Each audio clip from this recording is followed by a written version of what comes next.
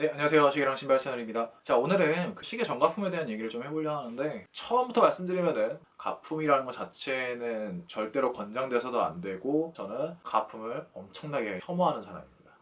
자, 그러면 이제 썰 한번 풀어보도록 하겠습니다. 정품 시계 브랜드들이 이 가품을 때려잡기 위한 역사는 굉장히 오래됐어요. 언급하기 싫은 나라 있죠. 시국. 시국에서 가품 시장이 커지면서부터 이 전쟁은 시작이 됐는데, 왜 이 정품 브랜드들이 과연 이 가품을 그냥 두냐. 사실은 수수방관하는 건 아니고요. 1990년대 후반에서 2000년대 한 중후반까지는 진짜 미친 듯이 싸웠습니다. 미친 듯이 싸우고 뭐 엄청나게 고소 진행하고 뭐 국제 무역 분쟁까지 일으키면서 막 싸웠는데, 물리적으로 불가능하다는 걸 깨달은 거. 왜 그런지 시국에 대해 설명을 드리면은, 이 나라는 상표권 등록이라는 게 있긴 있어요. 근데 보통 이제 상표권 등록이라는 거는 내 상표권과 내 브랜드를 보호받기 위해서 하는 거잖아요. 근데 저 시국은 그 상표권 등록을 해야지 물건을 팔 수가 있어요. 시국에 직접 들어가서 뭔가 판매를 할 때는 상표권을 정부에 등록을 하는데 돈을 굉장히 많이 받아요. 그런 어떤 판매하기 위한 수단이지 보호받는 수단이 아니에요. 그래서 실제로 굉장히 많은 브랜드들이 시국의 관계부처를 통해서 이런 건 제재해달라고 얘기를 해왔지만 소용이 없습니다. 이게 큰 무역 분쟁까지 간 적이 있어요. 그러다 보니까 시국 정부에서 몇 번 때려잡는 척? 아니에요. 때려잡았어요. 실제로 잡았는데, 시국의 산업 특성상 그게 없어지냐, 와야 되냐? 아니에요. 오히려 더 점조직으로 들어갑니다. 아니면은 한 번 때려잡을 때 그냥 퍼졌다가 다시 뭉쳐요.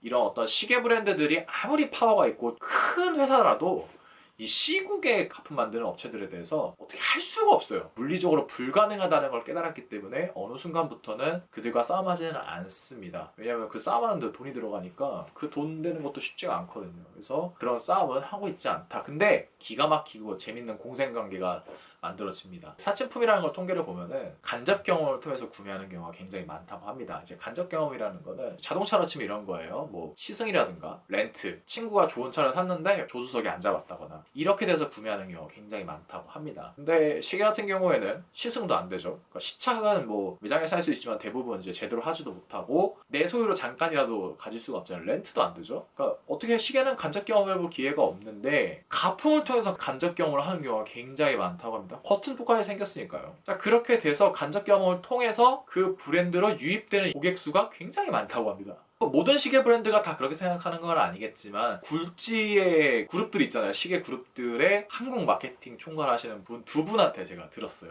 그래서 어느 정도 신빙성이 있다라고 말씀드리고 싶네요. 물론 그걸 이제 그 시계 브랜드들이 대놓고 얘기 안 하죠. 야, 우리는 가품 쓰고 있는 사람들 우리 고객으로 생각한다, 이렇게는 말은 못 하죠. 그러면 그 정품 사용자들에 대한 굉장한 폄하죠. 폄하가 돼버리는데, 그렇게 하지는 않고 그냥 냅두는 거예요. 어차피 물리적으로 못 때려잡으니까 이 사람들은 어차피 가품 쓰다 보면은 그래 10명에 1명은 우리 고객이 되지 않을까라는 생각을 하나 냅두는 거예요. 근데 실제로 그게 지금 통하고 있다는 얘기죠. 시계 회사 같은 경우에는 마케팅에 굉장히 돈을 많이 써야 되는데 그게 별로 효용성이 사실 없대요. 위블로로 예를 들게요. 위블로 같은 경우에는 굉장히 TV 광고 많이 하잖아요. 공중파 방송에다 뭐 종편, 그다음에 굉장히 비싼 신문 지면 하나 다 쓰고 막 이러잖아요. 근데 그게 돈 굉장히 많이 들거든요. 근데 한번 생각을 해보세요. 드라마, TV 뉴스 보다가 위블로 광고가 딱 나왔어. 5천만 원! 야, 저거 멋있다. 얘를 사러 가자. 이런 사람이 몇 명이 될 것 같아? 없죠, 당연히. 우리가 광고 봤을 때 바로 야, 사자 이런 거는 치킨, 맥주, 피자, 뭐 바나나 우유 뭐 이 정도지.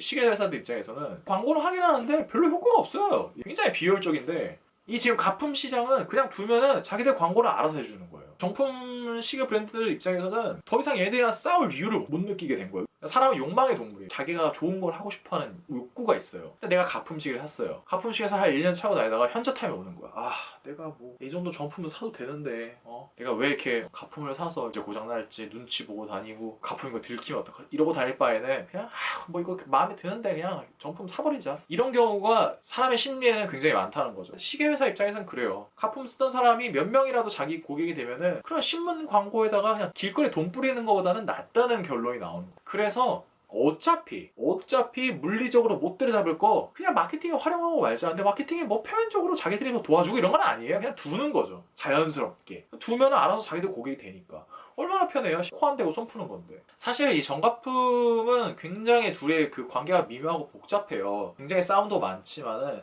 현재 시장에서는 그렇습니다. 예전에는 가품에 대해서 진짜 가품 회사들이 가차없이 때려잡고 정말 고소도 많이 하고 피해 보상도 많이 받으려고 노력했는데, 저 시국의 특성상 어차피 안 되는 거기 때문에 그냥 둔다.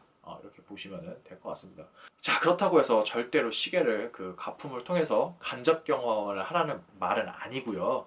그렇게는 하지 마시고 충분히 이제 사진이랑 그다음에 영상이나 이런 걸 통해서 많이 보실 수 있으니까 그런 거 보시고 매장 가서 한번 시착해 보시고 마음에 드시면 구매하시는 걸 저는 추천드리고 싶어요. 글쎄요, 저는 가품을 그렇게 간접 경험이라도 사는 게 돈이 아깝다고 생각을 합니다. 차라리 그 돈을 좀 더 모아서 정품을 사는 거를 저는 추천을 드리고 싶어요. 자, 영상이 도움이 되셨다면 구독과 좋아요 부탁드리고 질문 있으시면 언제든지 편안하게 댓글로 부탁을 드리겠습니다.